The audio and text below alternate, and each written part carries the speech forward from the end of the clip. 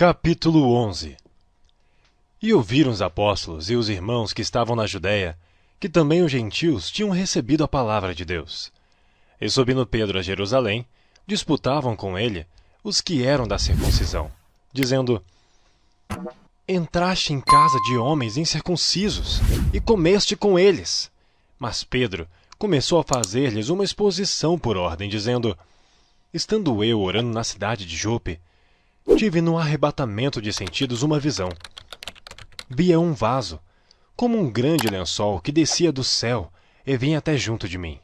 E pondo nele os olhos, considerei e vi animais da terra, quadrúpedes e feras e répteis e aves do céu. E ouvi uma voz que me dizia: Levanta-te, Pedro, mata e come. Mas eu disse: De maneira nenhuma, Senhor, pois nunca em minha boca entrou coisa alguma comum ou imunda. Mas a voz respondeu-me do céu segunda vez: Não chames tu comum ao que Deus purificou. E sucedeu isto por 3 vezes. E tudo tornou a recolher-se ao céu. E eis que na mesma hora pararam junto da casa em que eu estava 3 homens, que me foram enviados de Cesareia. E disse-me o Espírito que fosse com eles, nada duvidando. E também estes 6 irmãos foram comigo. E entramos em casa daquele homem. E contou-nos como vira em pé um anjo em sua casa, lhe dissera: Envia homens a Jope, e manda chamar a Simão, que tem por sobrenome Pedro, o qual te dirá palavras com que te salves tu e toda a tua casa. E quando comecei a falar, caiu sobre eles o Espírito Santo, como também sobre nós ao princípio. E lembrei-me do dito do Senhor, quando disse: João certamente batizou com água, mas vós sereis batizados com o Espírito Santo. Portanto, se Deus lhe deu o mesmo dom que a nós, quando havemos crido no Senhor Jesus Cristo, quem era então eu, para que pudesse resistir a Deus?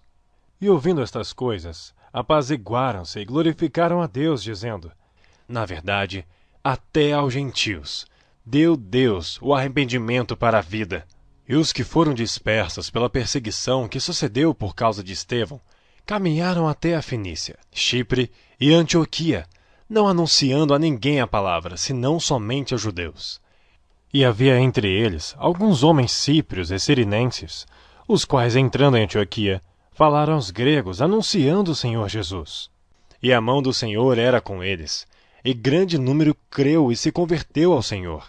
E chegou a fama destas coisas aos ouvidos da igreja que estava em Jerusalém, e enviaram Barnabé a Antioquia. O qual, quando chegou e viu a graça de Deus, se alegrou, e exortou a todos a que permanecessem no Senhor com propósito de coração.